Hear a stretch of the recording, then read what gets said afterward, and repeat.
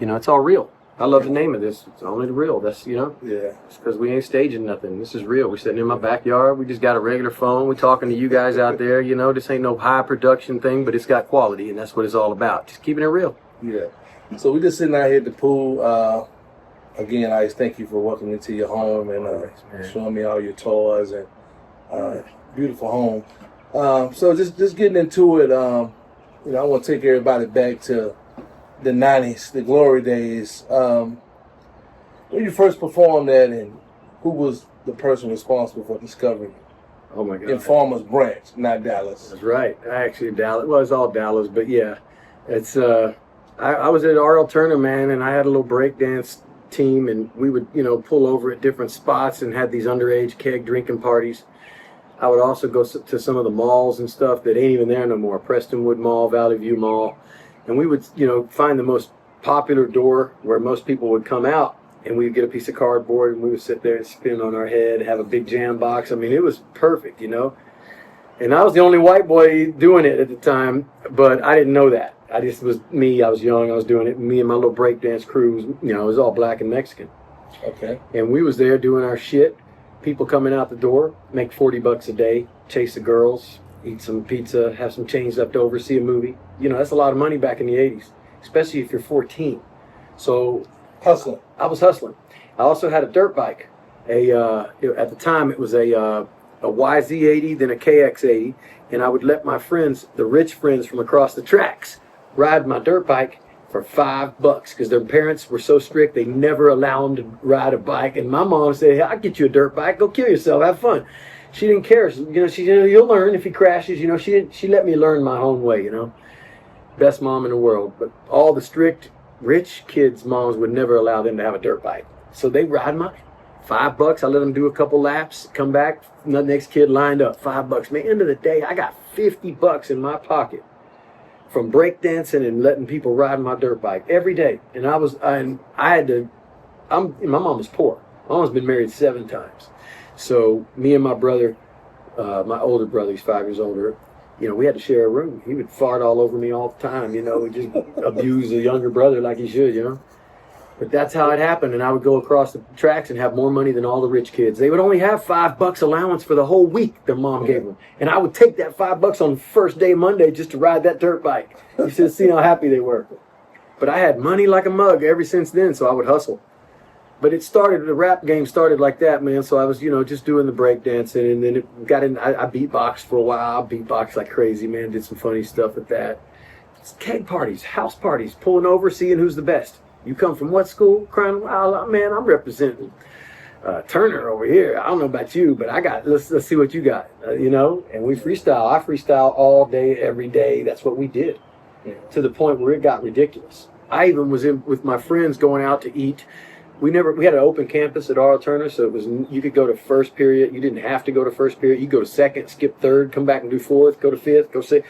We never ate lunch at school, so we would pile into this big Volkswagen van, me and the football team, and they were all my friends and some baseball players. And they would fart all over each other. We would go get these bean burritos and have fart contests and shit, and then talk about each other's mamas. It was the funniest time and experience. Your mama jokes. Hold on. So, what's funny about farting and smelling somebody's ass? What was funny about that? The funny thing about it is just, you know, farts. Midgets, little people, that's always funny, and it never is not going to be funny. So smelling ass is funny. It is. Believe it or not, it is. And the sound of it is even more funny because... Hey, I didn't say this. I ain't saying this shit here now. Hey, smelling ass name anybody out there that don't fart. I didn't say this shit. Who don't fart? Why not laugh? Because, you know, it's a funny thing that people do, man. I was laughing today. My daughter, she does horse jumping, and her horse farted twice today. And I was like, good push. And my 6-year-old, she cracks up about that stuff, brother. There's a song. She likes a song that is a spoof off of Miley Cyrus' song that says farting in the USA. Have you heard it? Of course you ain't. So listen to me. I don't listen to Miley Cyrus either, but I listen to Farting in the USA. So my daughter found this song. I played her the original with Miley Cyrus. She goes, I don't like that version. She goes, play the farting one. She loves it. She's at that point where she'll grow out of it, but she's at that point where it's hilarious. So we found on Siri all the farting songs, and there's a ton of them that make you crack up, bro. You got to creep on it. Don't sleep on it. The fart stuff, keep you laughing. Always remember, smiles are contagious. Way more contagious than COVID. So, so back in the day, so I know rap and changed today. So, like, did you ever have a ritual or routine you did before you went out and performed? Kind of like a warm up. I do have a warm up. You know what I do? I've always been an athlete, so I never had. You know, I always went to the keg parties, but I never drank because I had to get up Sunday. The party was on Fridays or Saturdays. I had to get up and race and get that money and get up early to go race motocross. But I'd go, you know, hang out with everybody, and I was just an athlete. So I knew about self-discipline, and I knew that, you know, if you're going to really compete, you can't come in there half-assed. If you come to a track and race against 40 guys, if you don't want to win and you want to go out and party and drink, you're not going to have what you need the next day to beat those guys. And you're going to end up halfway in the pack and getting eighth. But my dad gave up on me, my stepdad. He gave up on me. He says, you can do your own tires. He kicked my helmet. He says, I can't believe I came out here since 4 a.m., cleaned your bikes, changed your chain, put tires on, filled it up with gas, and I came out here and watched you get third place. I'm like, what? There's 40 guys that beat all the rest of them. He's like, you're way better than the 2 guys that beat you. Problem is, I came in your room last night, and I know that you were out of there. I crawled into my girlfriend's window, and you know, I was over there getting. It's your wife now? No, man, way back, 15 years old, 14, way young. There was no wife. Ice, this is back in the day. I crawled in my girlfriend's window. Jump on tonight. No, it ain't like that. It's my respect. I love my wife. Everything's good. My point is, this is way back in the day, and I should have been committed to the motocross. Instead, I was over there chasing the cat. And I got caught too. Yep. And next week after that, you know, he gave up on me, and that was my ride. That was my sponsor. That was everything. I'm like, damn, man, I really let him down. So I quit. I focused more. I gave myself more self-discipline. I really did want to win. I told my girlfriend I ain't coming over any. You know, I'm practicing every day after school, and I go to bed, and I eat right, sleep right. I athlete. And you have to live and work like that if you want to win and compete. So I did, and that's what kept me out of, you know, a lot of trouble back then. And but me breakdancing and everything, and then we battle each other and do all these contests and stuff. That's just the streets, you know. We was just running up and down the streets, drag racing, rap battles, breakdance battles, even beatbox battles. Remember beatbox battles? Man, I got you. Let me hear what you got, you know. So I got a question. So I did a little research on you, so everybody know it's certain relationships that you done had dealt with certain people. So I want to ask 3 in particular. No particular order. You can answer in any kind of way you want to answer. Just here. The background. The first would be the infamous Suge Knight situation. Second going to be relationship with Madonna. and lastly, what's your relationship with Hammer? So, well, do that be in order? Okay, well, Suge Knight is pretty much everybody knows all those details, and if you don't, this only real can relate. So we need to. Yeah. This the real. So on the real, a lot of the stuff. Fugazi going on. A lot of the Fugazi, and there's a lot about that. Yeah, a lot of Fugazi on. I want to hear it straight out the horse's mouth. This is for the world right here. Straight out the horse's mouth. Hey, so believe it or not, everything that you probably think you know or has been told, we all know now that there's fake news out there. I don't think we all knew that back in the day. But they took that story about Suge Knight and me and ran with it. He didn't hang me over no balcony. Everybody thinks he hung me over my balcony like I'm sitting there by my shoestrings and my freaking, you know, my change is falling out of my pocket. It ain't like that. You know, it's weird how they take a little bit of truth and they stretch it. I've been to a balcony with Suge Knight. I sit there, we watched, we hung out, he smoked a cigar, we talked. He's sitting down relaxing, just like you and I are right now. It's funny how that turns into I'm getting hung over a balcony. He didn't have to hang me over no balcony. I understood everything he was saying. I already knew that rap music was gangster. You think that anybody does rap music don't know that? Yeah. You'd be an idiot, right? It's gangster. It's been gangster. It started off gangster, still is gangster, and it always will be. That's rap music. So that's the game. And for me, I was never bitter. You see that I've made great investments, but the way they want to portray it in the news is like that he hung me over a balcony, took my money, did all this stuff, you know. Now, he did take some money. I like I told you, I sit on the balcony. But, you know, some things did happen. And, you know, that's basically, he took some points off the record, which led to, you know, I think it was probably $16 million or something like that. And he started Death Row Records. So when they did a money trail check, the guy Vic Walters from 60 Minutes, ABC or whatever television it was, you know, the investigative reporter did a money trail search on Suge Knight, and then they said, it all led to me. It's like, where did you get this freaking money to start Death Row Records and to put Tupac out there? So 16 2 million? points. Yeah. 2 points? That's easy. 16 million? Easy. Remember I just told you how much it sold? So that was 16. That was 16 back then. He still gets it. I ain't trying to get it back. You think I'm gonna do a class action lawsuit and come back? I'm good. I don't need it. I'm good. I ain't gonna born with it. I ain't gonna die with it. Money, I've never really let it motivate me like that. You know what I'm saying? I'm not so like a box feeder. Points on the record. Oh, I get them. Okay. I get them. And then Earthquake. Gotcha. Yeah. Shout out to Earthquake. I ain't getting along for Earthquake. That's my dog, man. Me and him's tight. Eating, ain't he? Brother, we've been tight since Dolphin Road Projects. I came into Dolphin Road Projects. He didn't like me at first because I came in City Lights and I outdanced everybody. And he was the DJ. And I tried to come into the DJ booth and he felt like, you know, this is my DJ booth. Shut that door. Don't let that white boy in here. Hold up. You got to hear this. It's hilarious. And I said, hey, man, just let me in. I'm going to play me something, man. I'm going to go down there. I'm going to do this talent contest. And he's like, shit, all right, man. And then I went down there and he saw me. He's like, this motherfucker, what? This dude guy, he can cut the... He saw me do what I did. I danced. And he was like, God damn. So then finally I got my way into the DJ booth. And then I asked him, I said, hey, man, just play me some... I'm going to go grab the mic. I'm going to freestyle. Just give me any old beat, break beat. He would put like the 45 King on. I don't know if you remember break beats. Dude, we lit it up. So me and Earthquake, we was Batman and Robin. Yeah. So just for the people who just hearing the story, want to make sure to distinguish between not the comedian Earthquake. Oh yeah, there is a comedian Earthquake. Yeah, DJ yeah, I want to clear that. Earthquake, my OG. You probably don't even know of him. It's okay. He's the guy who did everything with me back in the day. On the record To the Extreme, so Ice Ice Baby, Play That Funky Music, Stop That Train, lots of different songs. Not all of them. I worked with different people and stuff, you know. Sometimes I just took a break beat and rapped over it. Yeah. What relationship with Hammer? Hammer and I are good, man. Arsenio tried to come in between us and try to create some fake news or something back in the day. He brought me on his show and tried to embarrass me and said that he spoke to Hammer and Hammer heard that you had been talking about him behind his back. And I go, man, first of all, I was on tour with Hammer. I know Hammer longer than you have, Arsenio. You don't know that I ain't no newcomer coming up in this game.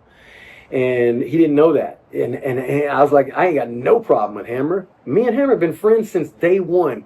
And I told him that, and he knows that. When you understand how that worked out back in the day, for those of you who don't know, the record company, we were on the same record label, EMI. So the record company played that. So they knew that if you stir up controversy, that you're going to sell records. Well, it worked like a champ. Still today. Still to this day. Blueprint. So they did it with Madonna. They did it with me. They'll do it with anybody if it creates record sales. And they did it. So they stirred up a thing. Oh, Vanilla Ice said he could dance better than Hammer. That's all it was somebody said that I said I could dance better. And I don't have no ego like that. I always thought he was a great dancer. I never said I was better than anybody. I just was. I was just me. And that's it. I wasn't trying to compete. There's enough to go around for everybody. But hey, I'm a motocrosser. And I will tell you this. I'm not going to back down. You want a rap battle? I'm going to sit there and I'm going to hold my own. You want to dance? I'm going to do it. I'm going to hold my own. Hammer knew it. We all did it. But nobody ever talked shit. We respected each other. In the press, they wanted to sell some records by stirring up some dumbass controversy. He could dance better. He could dance better. Come on, man. Hammer and I are good. Always been good. Legend. Madonna. You know him? You ever met him? Never met him in person. Okay. Heard stories about Madonna? Shit. I wish I had a better story to tell people because I get the question asked a lot about Madonna because I dated her. How long y'all dated for the record? A year, a little over a year. But it's actually almost 2 years, but it was on and off for the last part of it. But yeah, it was crazy. And, you know, honestly, it was just like a regular relationship. If you take out the names of the celebrities and you just put two people together. Yeah. I wish I had something more interesting to tell people. It's like there's no sparks, there's no fireworks that I could say this happened or that happened. Yes, I dated Madonna. I don't know what else to say about it. Like there's, you know what I'm saying? Yep, it's the truth. Well, I guess She was cool, whatever, you know, it didn't work out. She was, you know, a lot older than me. She proposed to me, which was strange. yeah, McDonald like him young, so she got somebody. I guess young, so, right? man. She got me real young. She was still to this day the oldest lady I've ever been with. But listen, that's Madonna. She was sexy as she could be back in the day. Who wouldn't, right? I was 20, maybe 19. How old Madonna was? 30s. She's good, 15 years older than me. So you was 20, she was 35. Yeah. Wow. Yep. But Madonna, I always liked her young. Says she got a young guy now, like 28 or something. real. I Yeah. don't know what she's doing, man. I wish her the best. She's a legend. Everybody. I always, you know, anybody I come across, everybody, I wish them all, even everybody. I wish you the best, man. Life goes on. Everybody makes mistakes. Everybody goes through the circle of life. Just try to survive and try to not take everything so serious. And just know that, you know, a trillion things had to happen on this planet for you to even exist where we are today. Why take anything so serious, man? You know, nobody ever really fathoms that. If you ask Siri right now, how long has the human Homo sapiens existence ever been here? And it'll tell you 316,000 years, right? So that's a long time, man. We made it a long time, right? You believe that? What? Yeah, I believe that 100%. We've been here for 316,000 years. That's true. That's a fact. That's We Darwin. got to back that shit up, nice. Oh, it's very easy. It's called microorganisms. And if you don't know about single-cell organisms, you should learn about it because they tell you, just like DNA. Neil Armstrong walked on the moon too, huh? I believe that, I don't know about Neil Armstrong walking on the moon, but I can tell you one That's thing that bullshit. most people, no, here's the thing. TikTok has a way of making videos, and yes, it's true that they made some fake videos to go, that we didn't go to the moon, and they faked them and stuff, so then that throws away the fact that we did go to the moon. So here's the truth. Did we go to the moon? Yes. And here's one thing that nobody thinks about while they're looking at all the controversy of, oh, they faked the moon landing. It's not one moon landing. We've been back 9 times. There's a whole bunch of more astronauts you need to check out. It doesn't matter if Neil Armstrong landed there or That not. was the moon of space. Check it before you wreck it, man. So much TikTok and AI bullshit. If you don't, listen, it's really tricky out there for these kids today, but they're pulling the wool over everybody's eyes. It's really everything. Let me tell you what I tell my kids. I got from 26 to 6 years old. I tell them everybody's full of shit. No matter who you walk across in life, no matter who you talk to. Today, more than ever, everyone is full of shit, people. I don't care how convincing it sounds. They can go to Anthony Robbins' School of Persuasion and come back and sell you every car or take you to the moon. I'm telling you, full of shit. Just trust that right there, okay? All right, so let me just You're best off believing that. with this moon landing shit. This is my Hey, so we've been back to the moon. There's other astronauts that have been there. We're going right now. Elon's right there. He sent a rocket up yesterday. You don't believe no rockets go up. You don't believe it. I don't even care if you believe it. Here's the truth. Let me ask you a question. I don't debate or argue. I'm not a freaking rocket scientist. How the hell they know how much don't even know. fuel it costs to go to the moon? Man, I can go in. Do you want to get into some deep conversation? Because it sounds like you do. I'm going to tell you something else. Fossil fuel.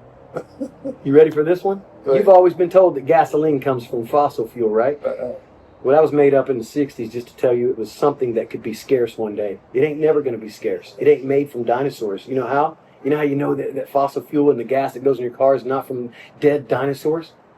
Go ask an oil man in Texas. You ready for this?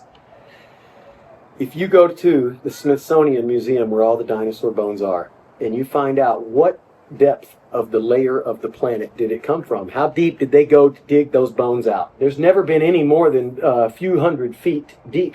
Well, there's never been a pocket of oil or fossil fuel found under 30,000 feet below the Earth's surface. So the oil men all know that that ain't no fossil fuel. It's something that comes from volcanoes that is flowing in the middle of the earth, magma, and it creates that, which is basically called oil. Who And it is discovered not that from shit? dead dinosaurs. That was a white man or a Just black man? food for thought. That was a white man or black man discovered that shit. You see where I'm going with this? You see where I'm Everything is a controversy. Everyone is full of shit. You got an iPhone? You keep this one rolling. Ask that right there. Watch this. Ask it. Ask, say, is there any, do the modern day humans have DNA from a Neanderthal in their blood? Okay. That's all. You said I can't. It's going to tell me no Hang on. because it's lies. Hold on. No, it ain't. Watch. Do modern day humans have Neanderthal in their DNA? Fuck no! Now ask it. What's that say? Read it. Read it. It didn't pop up. Huh? I'd show you, but my phone's recording. It didn't pop up. You want to Google? Do modern day humans have Neanderthal in their DNA? Read it up top. Yes. Say no more. You have 2 to 4% every human walking today. Well, Ice, look, it's been a great time. I don't want to hold you. But before I leave you, I got to ask you the number one question, the main reason why this podcast was created. Come on. Like I said, I wanted to do something different. You know, I want to come out to people and not just sit in the studio, but like when I think of real, it's exactly what it is. Coming out, like you said, touching hands, relating to other people. Yeah. You know, making a friend. So with that being said, what would you describe Give me some love, man. your definition of real? You're a friend now. You see what I mean? And we've been friends for a minute. That's why I invited you out. Yeah. Tell me the question. What's your definition of real? My definition of real is exactly that. First of all, I'm a Scorpio. I can see real all day in people. You and my son got the same birthday too, by the way. Halloween? Yeah. Come on. Scorpio. Shout out to your Halloween son. For real? Yeah. Oh, damn, 31st. Bro, he's special. Let me tell you how special. There's some fairy dust sprinkled on anybody born on Halloween. And I believe that. You may not, but I'm going to tell you something. There's too much things that I've seen and too many things along the way that I knew was going to happen. And I didn't think I had a crystal ball, but something about Halloween gives you a little bit of an insight. Maybe not supernatural, but just some kind of, maybe a little bit of IQ or something to help spot real or not real, or just navigate your way through life. There's this little fairy dust right there. So your son got some fairy dust, bro, and I wish him all the best. Hey, so real to me is people who keep it real, you know, and today, unfortunately, with, I don't know how many generations, I'm born in Generation X, man. I think there's 3 since me. Generation X, there's Y, there's Z, and then there's Alpha. So I have kids that are in every one of them. See what I mean? So I have spread out every generation, so I'm kind of in tune with what's going down, right? And what's going down is that just like you and I was talking about the moon landing, everything is artificial today. And it's gotten so artificial, from the Kardashians to the way people dress or how they feel. If they got to get, even the women, it's hitting the women worse than the men, because they're running out getting booty implants and lip implants and everything because, you know, they see it on TV and they feel inferior and they got to go feel like they got to do it. It's like it's the trend. And that's not what it needs to be, man. So when you start seeing all the artificial stuff going down, you just see too many people spending too much time looking at their phone on TikTok or on the computers or searching the web, living in cyber world. They're not in the real world. They're not being creative. They're following trends on the damn computer. They need to be more creative and be themselves and stop being cyber world artificial. And the only way to be real is to step out of that damn computer and come back into the 90s. Let's make America the 90s again, where we just cruise, man. We get home. We got in trouble for not coming home on time. Now these kids don't want to leave the house. They play Fortnite all day long. They dance all weird and stuff. You know, they don't freak. They don't do none of that stuff. They don't get crazy and wild and you run up and down the street chasing girls and jumping in cars like we did in high school. You remember? Come on, man. Back in the 90s, the front porch was in the front. Now the front porch is in the back. That's true. See, your house probably don't have a front porch. I do, but it makes sense. You build it. Think about it. It does make sense. You go to all the nice neighborhoods. Yeah. The front porch is in the back. There's no front. I'm going to tell you about a front porch. These kids today, you mentioned that, they don't even know what it is. And they don't know the meaning behind it. It ain't just about having a porch in the front so you can wave at the neighbors. It's about sitting there, throwing this phone away, and talking and telling front porch stories, which is what we're doing right now. This is the entertainment. You see what I'm saying? You got to sit down and tell your stories that you've led through your life, man. And that's why I like to hear other people's stories. I can tell some, and I got some that I love listening. So that's the whole thing, is just sitting down talking, man. And they don't want to do that in cyber world. Hey, that's a conclusion. That's it, my man. There you go. Conclusion to the all real Holyfield, real deal. Hey, that's how we do it, man. My man Joe. Ice Rob coming at you. VIP forever. Holla holla. Over and out. Hope you guys enjoy it. Hey, we're going back to still telling front porch stories about here. We're talking about Rap-A-Lot Records. So Jay Prince, good friend of mine, I've known 30-something years. And we was talking about that earlier, and we forgot to get it on film. Yeah. So we're going to tell about it right now. So, yeah, Jay Prince, he's the guy who basically gave Lil Wayne and Drake their record deal. But way before that, he was off in Houston. See, I'm Texan, too, from Dallas. So we knew about Rap-A-Lot because they had Fifth Ward over there, Fifth Ward boys and stuff. And when you're back in the hood, back in the day, you know everybody in the game. So I knew Jay Prince. I drove my 5.0 and my demo tape over to see Jay Prince in Houston. And I'll be damned if he didn't get me a record deal. And I get back home, and then I had a record deal with Public Enemy. That was my second record deal right there lined up. Another one was with Ichiban Records out of Atlanta.